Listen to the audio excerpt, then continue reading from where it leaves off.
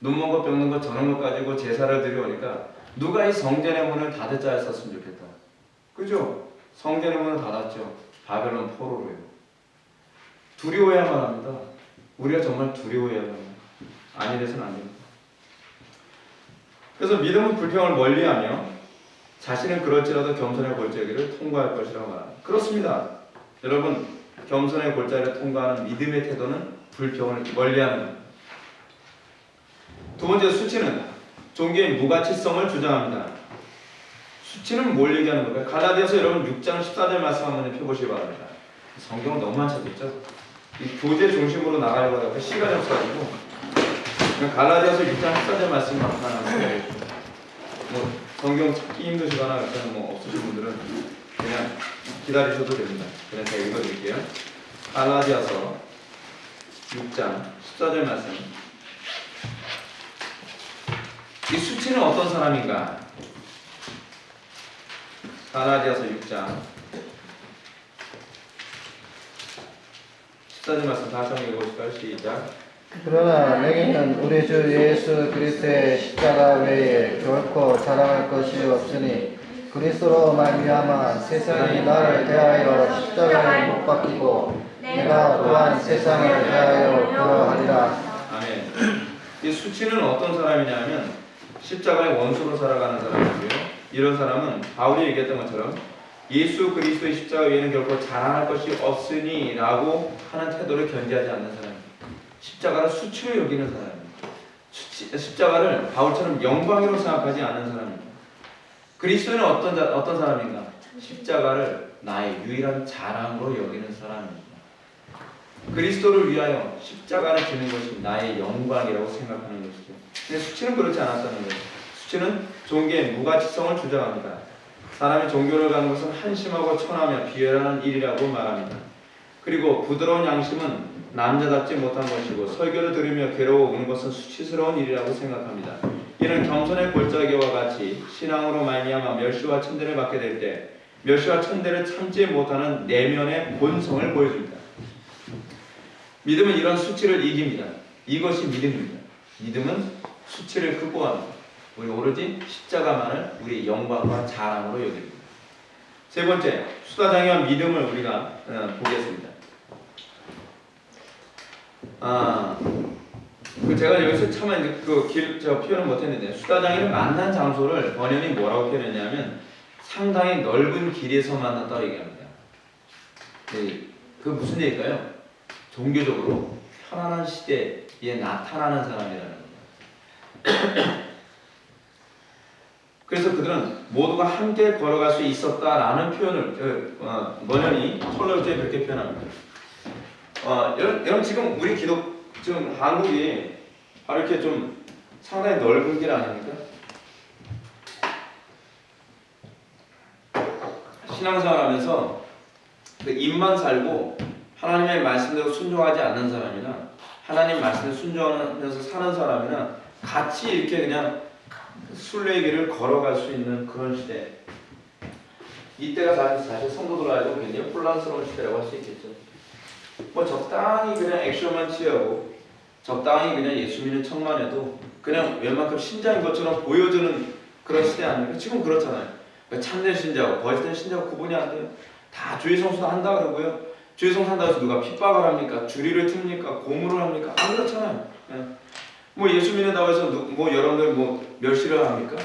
여러분들이 학교에서 뭐 식사 전에 기도한다고 누가 따귀를 때립니까? 그렇잖아요. 우리는 그 예수 믿으면 예수 믿다고 인정해주고 뭐 안 믿으면 안 믿는다고 인정해주고 우리는 그런 상태에서 우리는 신앙생활 한단 말이죠. 그러니까 이 수다쟁이의 특징이 뭐냐면 이렇게 모든 사람 다 편안하게 예수를 믿고 있는 그런 시대에 같이 마치 다 같이 예수 믿는 것처럼 보이지게 떡참인 사람들을 얘기하죠. 크리스천과 믿음은 순례길을 가다가 약간 떨어진 거리에서 그들 옆에 걸어가는 수다쟁이를 발견합니다. 재밌죠? 약간 떨어진 거리에서 그들 옆에 걸어가는 수다쟁이. 사실은 같이 가는 사람이 아니라 약간 떨어져 있는 사실은 다른 사람들입니다. 다른 사람. 그걸 이렇게 표현한 거예요. 수다쟁이의 번역은 뭐라고 표현하냐면 키가 크고 가까이 보는 것보다 멀리서 보는 것이 훨씬 더 잘생겨 보였다라는 말로 표현합니다. 수다장의 특징은 뭐냐면 딱 보게 되면 굉장히 괜찮아 보이는 거예요. 근데 멀리서 보면 괜찮은데 가까이 들여다보면 이거 좀 아닌 거예요. 100m 미나. 이 교회 안에 있는 이 위선자 또는 교회 안에 있는 위선자 또는 유사 그리스도인들을 얘기하는 거죠. 유사 그리스도인을 여러분 영어로 뭐라고 말씀하시는지 잘 아시죠? Almost Christian이라고 얘기합니다.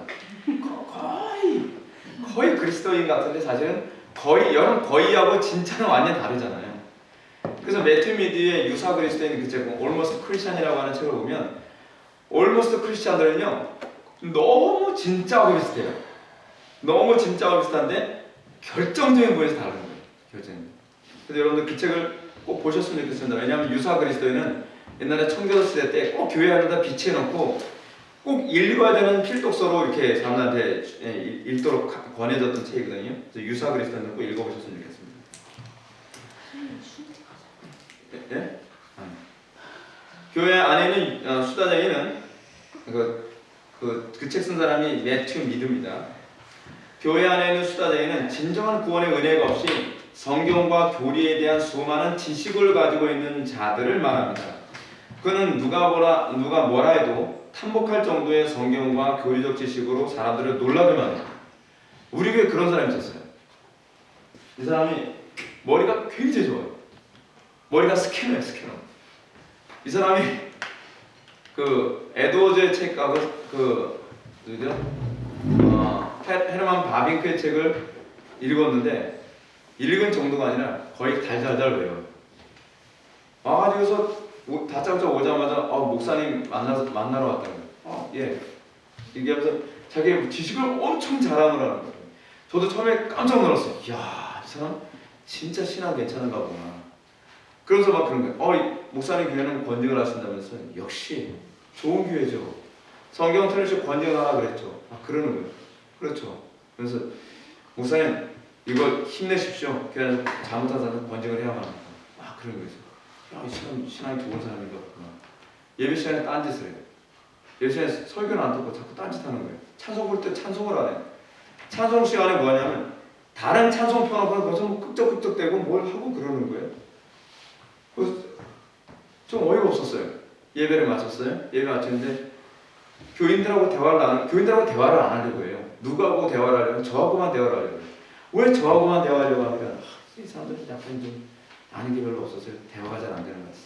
목사님과 대화하니까 대화가 잘 되는 거 같아요. 제가 이 사람 좀 문제가 있는 사람이구나 생각했어요. 근데 심각한 문제를 저질렀어요. 그래서 제가 다 보다가 목양실 좀 들어오세요. 왜 그러시죠? 좀 들어오세요. 앉히고 나서 이러이러한 사건이 있었는데 그렇게 행동하면 안 됩니다. 제가 따끔하게 야단을 쳤거든요. 틀림없이 아까 뭐라 했죠?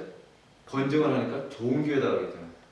자기가 책망을 받았다 기분이 나빠가지고 뻘떡 일어나더니 뒤도 안 돌아보고 그냥 나가버리는 거예요.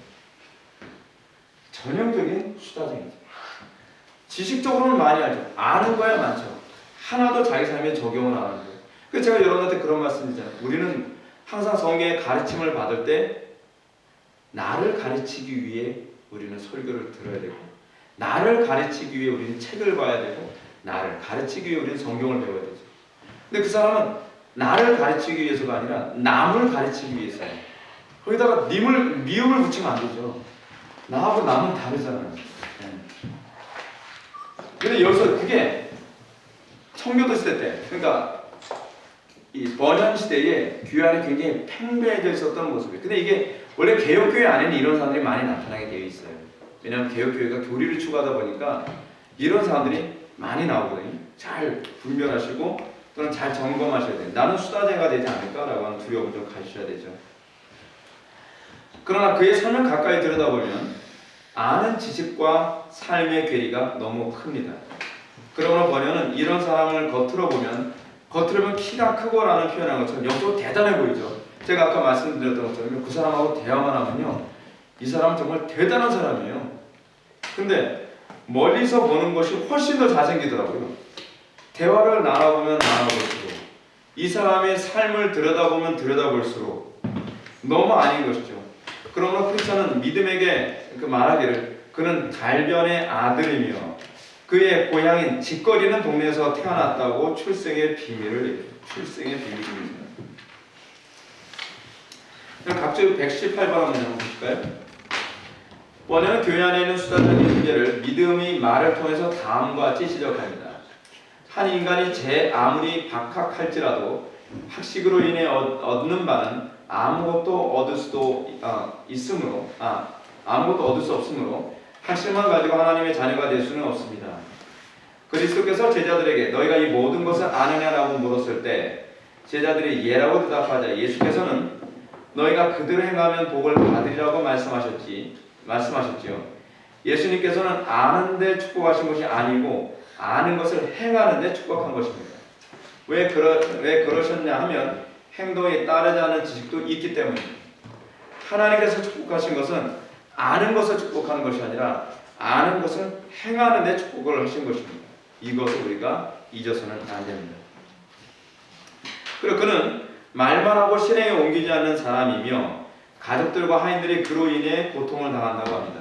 그에 대해 평가는 밖에서는 성인이요 집에서는 악마라고 부릅니다. 뿐만 아니라 그는 자기 하인들에게 매우 야비하게 굴고 항상 꾸짖으며 부당한 대접을 하는 사람이라고 합니다. 특히 그의 집안에는 종교가 없어 달걀 흰자위처럼 몸이 건조하다고 합니다. 이걸 다른 번역을 제가 사용한 걸 잘못했어요. 다른 번역은 이렇게 번역을 했거든요. 계란이 흰자위가 맛이 없듯이 종교의 참맛을 모르는 가정이다. 이게 적절한 표현 아닙니까? 그렇죠? 계란을 먹었는데 여러분 노른자 없이 흰자위만 먹으면 아무 맛 없잖아요. 그렇죠? 뭔가 이 표현 사용하면 여러분 싫어할 것 같은데 약간 코스럽잖아요. 그렇죠? 네. 딱 먹으면 아무 맛도 없이 그냥 붉고 뭔가 미끈한 게 들어가요. 근데 여기서 이제 그런 표현을 사용합니다. 종교의 참맛을 모르는 거예요. 여러분 우리 아들이 웃음을 못합니다. 여러분 우리가 신앙생활하면서요. 여러분 자녀들이 가정 안에서 종교의 맛을 알게 되어야 돼요. 이게 예수 믿는 즐거움이구나. 저는 교회가 또 그래야 된다고 생각하거든요. 형식만 가득하고 예수 믿는 즐거움을 모른다고 한다면 이거 참 문제가 많죠. 굉장히 문제가 많은 거예요. 근데 번연이 얘기하는 이 수다쟁이의 특징은 뭐냐면 가정 안에서 가족들이 종교의 참맛을 몰라요. 예수 믿는 그 즐거움. 예수 믿으니까 가정이 행복하고 예수 믿으니까 가정이 너무 낭만적이고 너무 좋은 거예요. 저는 어렸을 때 사실은 제가 4대째 예수 믿는 집안에 태어났고 제가 모태신앙이다 보니까 저는 과거를 뒤돌아볼 때 가정에 대한 이렇게 낭만 같은 게 있어요. 내가 예수를 믿는 것 때문에 느꼈던 그 낭만, 즐거움. 우리 부모님이 예수를 믿기 때문에 가정 예배할 때마다 항상 부르던 찬송들. 그것이 나이가 들면서 더 이렇게 선명해져요. 굉장히 기분이 굉장히 좋거든요. 그때를 생각하면요. 주로 우리 가정 예배 때 많이 불렀던 찬송이 뭐냐면 사철의 봄바람 불어있고 하나님 아버지 모셨으니 믿음의 반석도 든든하다. 그 찬양 있잖아요. 사철의 봄바람 불어있고 하나님 아버지 모셨으니 그 찬양만 생각하면 초등학교로 돌아가는 것 같아요. 우리 자녀들에게 예수 믿는 가정에 태어나서 너무 낭만적이고 너무 좋아. 그렇게 생각해야 되는데 수다쟁이는 그렇지 않다는 겁니다. 그래서 그렇기 때문에 수다쟁이의 특징은 뭐냐면요. 이 부분 보십시오. 수다쟁이는 종교적 지식이 자기 자신의 가슴과 가정과 삶 속에서 어떤 열매가 있었는지 물어볼 때 몹시 화를 내고 절교를 하게 됩니다. 당신이 그래서 당신이 이렇게 많은 지식을 가지고 있는데 그래서 당신의 삶에 어떤 열매가 있습니까? 당신의 삶이 얼마나 유익이 있습니까?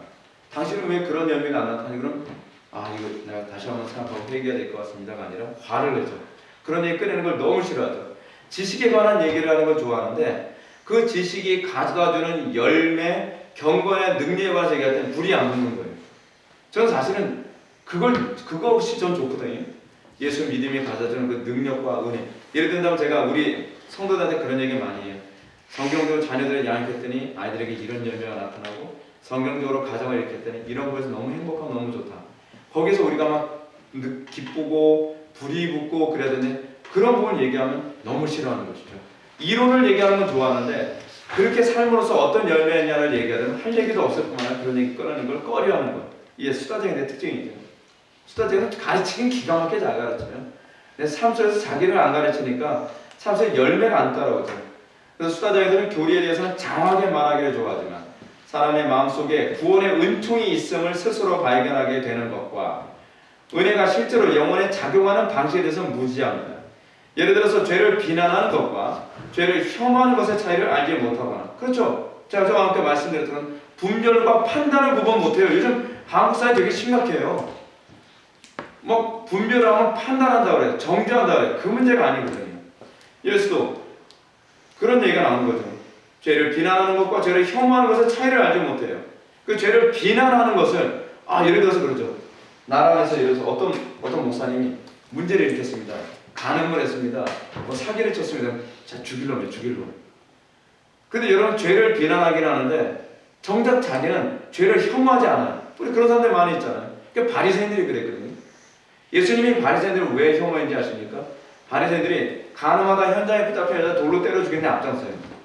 가늠한 이 죄인을 혐오하는데 기가 막히죠. 근데 자기를 예수님이 뭐라 하냐? 근데 너희들은 더 음란하다는 거예요. 실제로 마음속에 그 죄를 자기도 사모하면서 그 죄를 진산하기 위해서 잔인하고 냉정하다는 거죠. 그게 오늘날 교회 안에서 많이 나타나는 수다쟁이의 특징이 아닙니까? 진짜로 우리가 혐오해야 될 대상은요, 사람이 아니에요. 그 죄죠. 그리고 그 죄에 넘어진 사람은 우리가 긍휼히 여겨야 될 대상이에요. 불쌍히 여겨야 될 대상이죠. 번연의 지적처럼 이런 사람들은 관념만 있지 다른 어떤 것도 갖고 오지 못한 사람입니다. 다시 얘기하면 종교적 말만 앞서고 자기의 희생이 없으므로 하나님의 영광을 파괴하고 진리를 거부하는 빌미를 제공하는 것이죠. 에스카드 이런 사람들이 오늘날 사실 개혁교회 안에서 만연하고 있다는 것은 안타까운 일이 아닐 수가 없습니다. 각주 119번 한번 보실까요? 수다쟁이는 믿음의 질문에 당신은 지금까지 경험이니 양심이니 하나님이니 하는 말을 짓거리다가 그 말의 정당성 하나님께 호소하는군요 라고 말을 함으로써 당신이 하나님 말씀대로 산 것에 경험이 있나요? 당신이 하나님의 말씀대로 산 것에 대한 열매 있나요? 라고 이런 식으로 자꾸 비판하는 거예요. 경험주의자를 자꾸 얘기합니다. 여러분, 기독교는요, 경건의 열매가 없으면 수다쟁이가 되는 겁니다.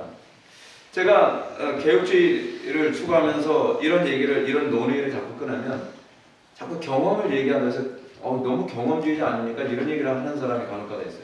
그렇지 않습니다, 여러분. 기독교 신앙에서 경험이 없어지면 뭐가 되는지 아십니까? 피상이 되어버립니다. 그러냐, 경건의 능력이 사라지게 만들고 교회가 비난받게 만드는 중요한 원인으로 작용합니다.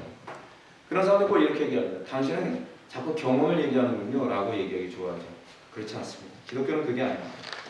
이런 유형의 위선자, 유사 그리스도인들, 매튜미들은 다음과 같이 강하게 경고합니다. 한 사람이 그리스도인이 되기 위해서는 머리에 빛이 있어야 하지만 가슴에는 열이 있어야 합니다. 지성에는 지식이 있어야 하지만 정서에는 열정이 있어야만 합니다. 아십니까, 여러분? 오늘날 개혁교회 안에서 나타나는 안타까움이 뭐냐면 지성은 번뜩 있는데 열정이 없어요. 뜨겁지가 않아요.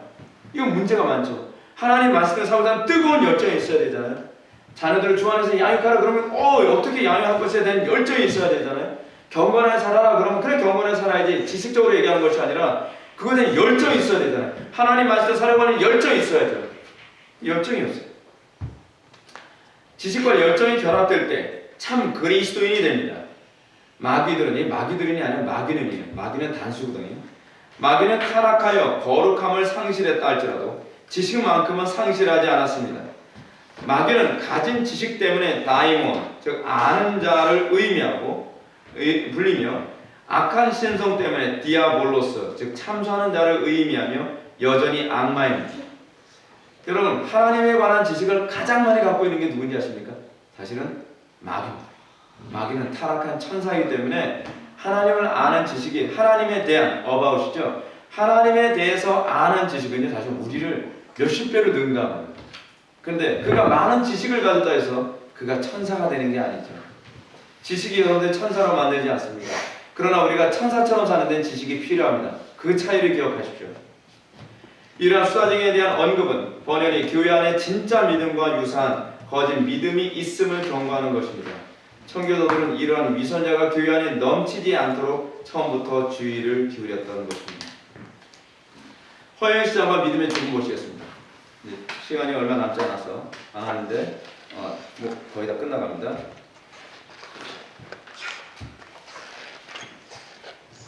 허영의 시장은 여러분 이게 허영의 시장 안에서 밑에 각주를 보십시오. 허영의 시장은 헛된 육신의 욕망을 채우는 시장을 말합니다. 이렇게 되어 있거든요. 근데 이 허영 시장에서 나오는 이 허영이라는 단어 있잖아. 이 단어가 전도서 11장 8절에 헛되고 헛되고 헛되고 헛되다 때 쓰는 그 헛되잖아요. 그 단어 있잖아요. 그 단어를 번역한 거예요. 그래서 더 적절한 번역은 뭐냐면 허영의 시장이 아니라 헛된 시장이에요. 헛된 시장. 그렇게 이해하시는 게 훨씬 와닿습니다. 허영의 시장은 위선자를 드러내는 하나님의 방식을 보여줍니다. 허영의 시장은 아볼론과 레지온이 순례자들을 미혹하기 위해서 다양한 물건을 팔도록 준비된 곳입니다.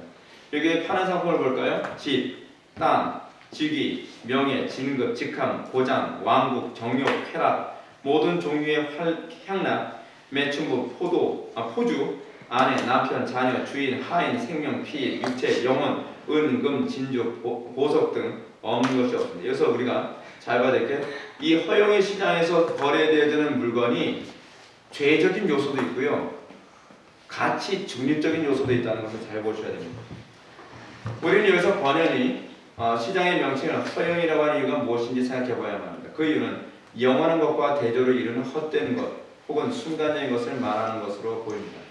번연은 이러한 허영의 시장에서 순례자들을 미혹하는 다양한 물건들을 나열하면서 그 가운데 불경건한 것만을 나열하는 것이 아니라 순례자들이 사용하기 합당한 것들도 나열합니다.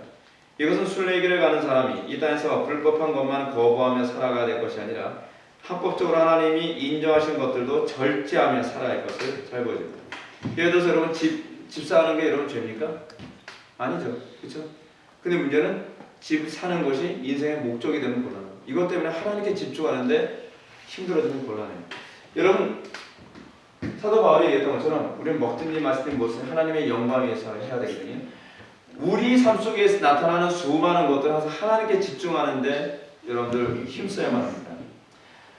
마지막 때 예수님께서 그 심판하시게 됨과 관련해서 표현한 것이면 마지막 때가 노아의 때와 같고 소돔과 때와 같다고 얘기하죠. 근데 노아의 때와 소돔의 때를 얘기하면서 뭐 동성애를 얘기한다든지 간음을 얘기한다든지 폭력을 얘기한다든지 불경건을 얘기하는데 그걸 언급을 안 해요. 저는 뭘 언급을 하죠? 먹고 마시고 시집가고 장가고 사고 파는 문제. 근데 여러분 이게 죄입니까? 죄 아니에요. 이거 가치 중립적인 거예요. 근데 문제는 뭐냐면 이것 때문에 우리가 하나님께 집중을 하지 못하게 될 거라고 얘기하는 거예요. 여러분 신앙은요 목표의식이 분명해야만 합니다. 항상 먹든지 마시든지 무엇을 하지 항상 하나님의 영광에만 관심을 가져야만 합니다. 하나님의 영광. 그래서 종교개혁의 중요한 그 구호가 이거 아닙니까? 솔리 데오 글로리아. 에리즈마 글로리아. 솔리 데오 글로리아. 라틴어잖아요. 오직 하나님께만 영광. 이 글로리아가 이게 스페링이 잘 안 보이죠? 글로리아. 솔리 데오 글로리아. 오직 하나님께만 영광. 하나님의 영광을 위해서 결혼하는 거고요. 하나님의 영광을 위해서 집을 사는 것이어야 되고 하나님의 영광을 위해서 돈 버는 것이어야 되고 하나님의 영광을 위해서 자녀들을 키우는 것이어야만 합니다. 우리의 삶의 모든 목적은 항상 솔리데오 글로리아. 이게 솔리가 이게 오직이라는 온리 의미거든요. 라틴어에서 오직 데오는 하나님이라는 거죠. 그래서 하나님을 헬라어로 쓸 때 요거 써야 돼요. 데오스. 발음이 데오 글로리아. 오직 하나님께만 영광을 돌리기 위해서 모든 것이 초점이 맞춰져야만 합니다. 그렇지 않으면 죄는 아니지만 가치 중립적인 것 때문에 여러분들의 영혼이 어두워질 수 있어요. 먹고 마시고 시집가고 사고 팔고 뭐 그런 부분들 그럼 뭐 결혼해 보시면 아시겠지만 여러분 시집가고 장가가는 문제 정신만 팔리면 정말 하나님께 집중이 너무 어렵잖아요. 근데 여러분 우리가 항상 경계해야 되는 건 한순간도 하나님께 집중력이 흐트러지지 않도록 힘써야 된다는 사실입니다. 그러다 한번 영적 잠들면요 깨어난다는 보장이 없어요. 깨어난다는 보장이. 네, 괜찮을 거야. 신중하십시오. 네, 괜찮을 거야. 그런 거 없습니다. 제가 사실 연애를 한 번도 안 했는데요. 연애를 안 하고서 집사람과 결혼한 이유가 뭐냐면 연애를 하면 너무 집중이 흐트러져가지고 안 돼요. 저는 원래요 이 멀티가 안 돼요. 제가 항상 하나 하면 제가 운전하고 가다가 제가 이게 참 단점인데 여자는 운전하다 가면서 얘기할 거 다 얘기하면서 운전하고 가잖아요. 그래서 제가 운전하다 가면 고속도로 저쪽 쭉 빠져서 그냥 가고 있어요. 그럼 집사람이 여보 저쪽 차 오고 막 그러는데 그죠? 저는 멀티가 잘 안 돼요. 그래서 저는 연애를 못 하겠더라고요. 집중을 할 수가 없어요 지금. 연애하면 보통 거기에 막 다 뺏기잖아요. 그래서 결혼할 거 아니면 연애하지 말자. 그러니까 집사람 만나서 38일 만에 결혼했어요.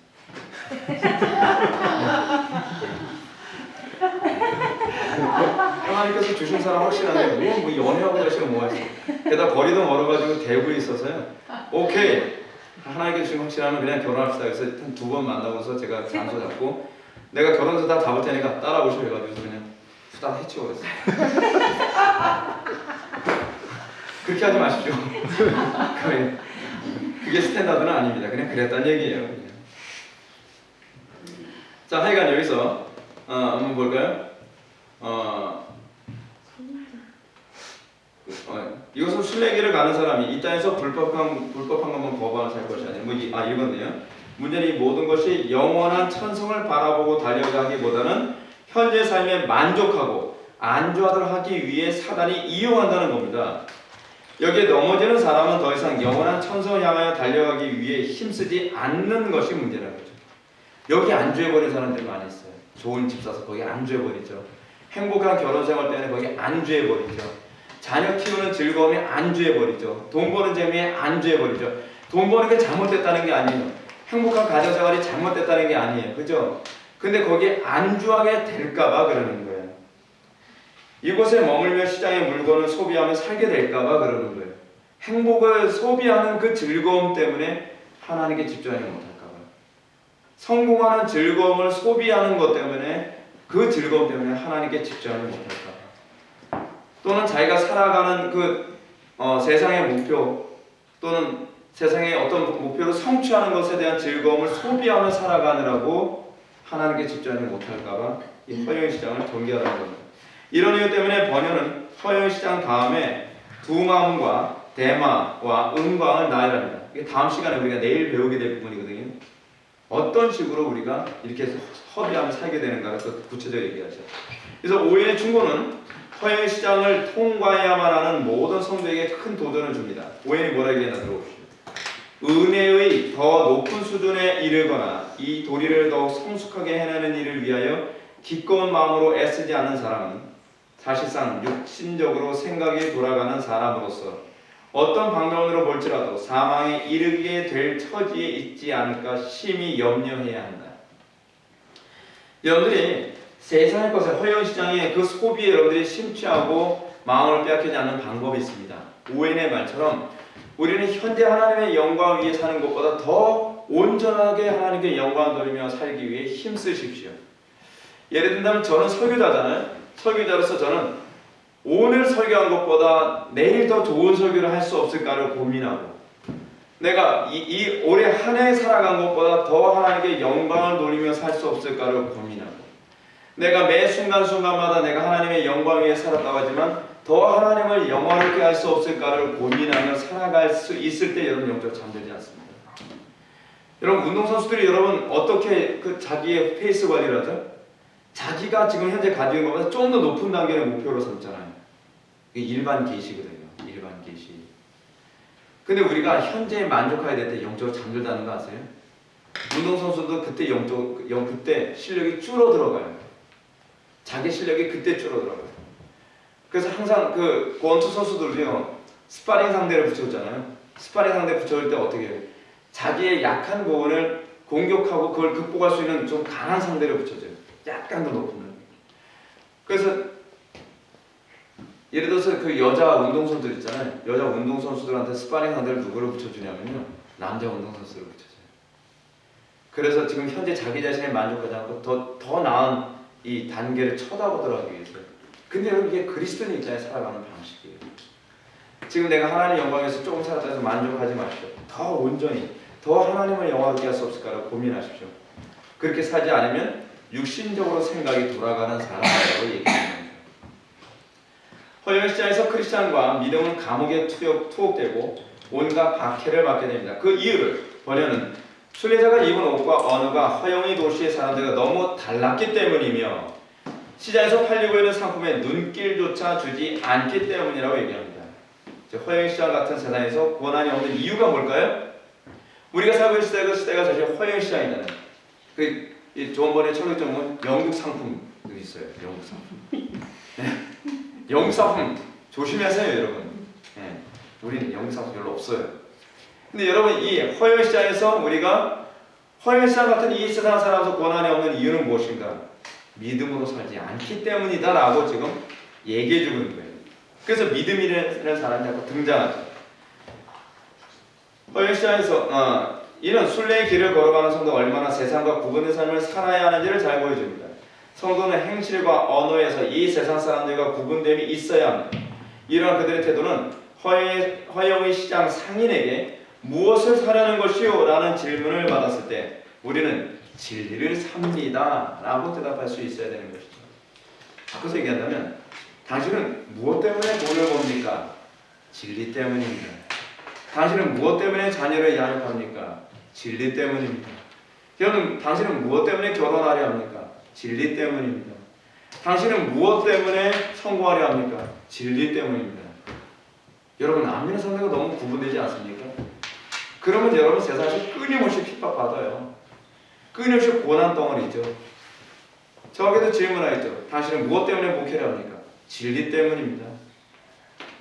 이것이 우리가 세상과 구분하게 만드는 중요한 요인으로 작용하게 됩니다. 이런 태도로 말미암아 결국 다음 패러그래프예요. 이런 태도로 말미암아 결국 허영 시장에서 체포되어 유죄 판결을 받아 처형을 받습니다. 그래서 크리스찬은 집행유예를 받아서 감옥에 갇혀 있다가 간신히 탈출합니다. 그러나 믿음은 그만 순교하고 맙니다. 그래서 번역은 참된 믿음이 타락한 시대와 결코 하나가 될 수 없음을 말하고자 합니다. 여러분이 참된 신앙을 가지고